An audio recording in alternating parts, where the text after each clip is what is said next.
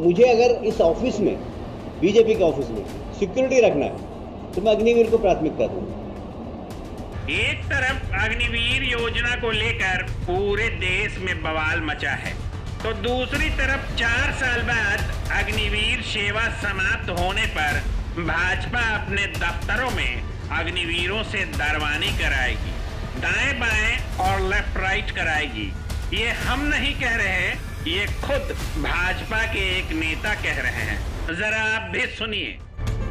मुझे अगर इस ऑफिस में, बीजेपी के ऑफिस में सिक्योरिटी रखना है तो मैं अग्निवीर को प्राथमिकता दूंगा। तो क्या अग्निवीरों को बहाल करने और इस योजना को लाने के पीछे का मकसद बीजेपी ने साफ कर दिया है कि उन्हें अग्निवीरों से भाजपा दफ्तरों की दरबानी करानी है। सबसे बड़ी पार्टी बीजेपी के देश भर में 200 से अधिक आलीशान कार्यालय खुल चुके हैं और 300 खुलने वाले हैं। क्या इन सबों में अग्निवीरों से दरबानी कराएंगे? मुझे अगर इस ऑफिस में, बीजेपी के ऑफिस में सिक्योरिटी रखना है तो मैं अग्निवीर को प्राथमिकता दूंगा।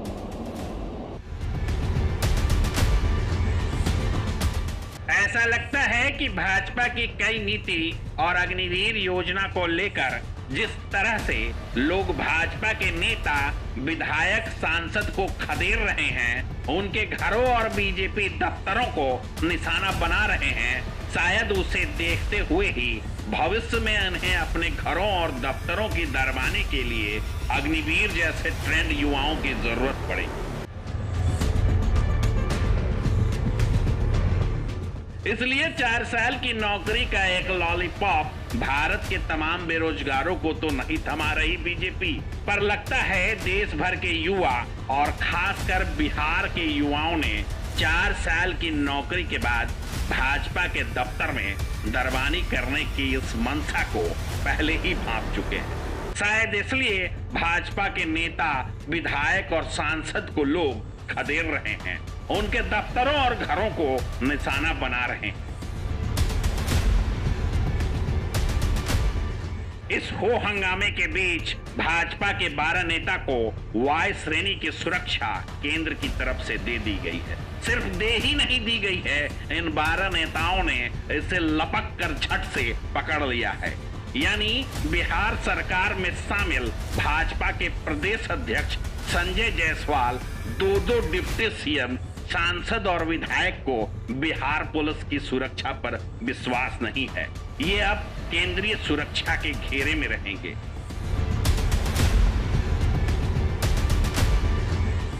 हद है, सरकार को ही सरकारी सिस्टम और पुलिस पर विश्वास नहीं है। भाजपा के प्रदेश अध्यक्ष ने यहां तक कह दिया कि पुलिस कुछ नहीं कर रही, माई बाप, हमारे घरों और दफ्तरों को तोड़ा जा रहा था, पुलिस चुपचाप देख रही थी। विरोध करने का हक किसी को भी है, विरोध करने में कोई बुराई नहीं है। हम सब अलग अलग दल के हैं, लेकिन इस तरह से प्रशासन के द्वारा व्यक्तियों को टारगेट करना, प्रशासन के द्वारा एक खास पार्टी के दफ्तरों को जलाने करना, और 300 मधेपुरा में जो हुआ है, 300 पुलिस दर्शक बन करके बैठी हुई है, क्या पुलिस पे कार्रवाई हो रही है? तो ये हम लोग शासन के हिस्सा हैं, और इस तरह से जो कहीं हिंदुस्तान में नहीं हो रहा वह बिहार में हो रहा है, यह बहुत गलत है।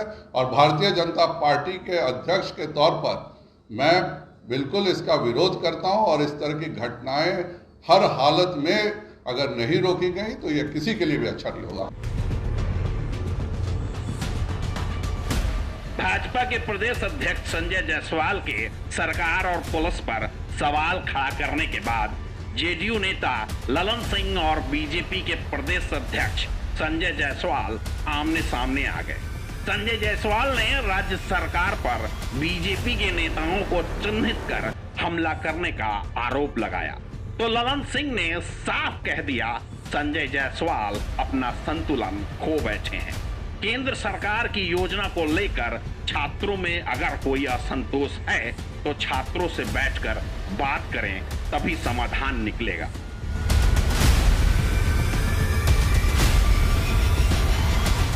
भारतीय जनता पार्टी को एड्रेस करना चाहिए, उनकी मन की जो आशंका है उसको दूर करना चाहिए। उसके बजाय वो प्रशासन पर आरोप लगा रहे हैं। अरे प्रशासन क्या करेगा? प्रशासन को कहां से क्या मतलब है भारतीय जनता पार्टी से और जनता दल यू से? लेकिन आपके जो आक्रोश से, जो छात्रों नौजवानों के आक्रोश के कारण जो आपका संतुलन, थोड़ा अपने को संतुलित करिए, जो संतुलन बिगड़ा है उस संतुलन का प्रभाव है कि आप अनर्गल आरोप प्रशासन पर लगा रहे हैं। नीतीश कुमार जी प्रशासन चलाने के लिए सक्षम व्यक्ति हैं और देश में गुड गवर्नेंस का उनको पुरस्कार मिल चुका है। तो इसलिए श्री संजय जायसवाल जी से शिक्षा लेने की जरूरत नहीं है।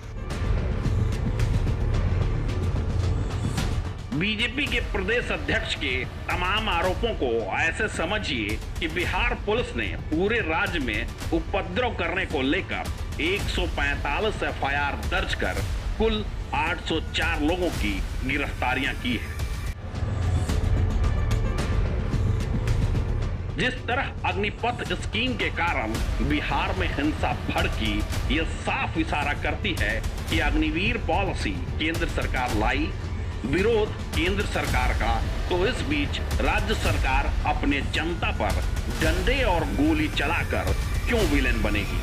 रही बात कार्रवाई की, तो एक बार हम आपको फिर बताते हैं, 145 एफआईआर दर्ज कर कुल 804 लोगों पर बिहार पुलिस ने अब तक कार्रवाई की है और ये आंकड़ा लगातार बढ़ता जा रहा है।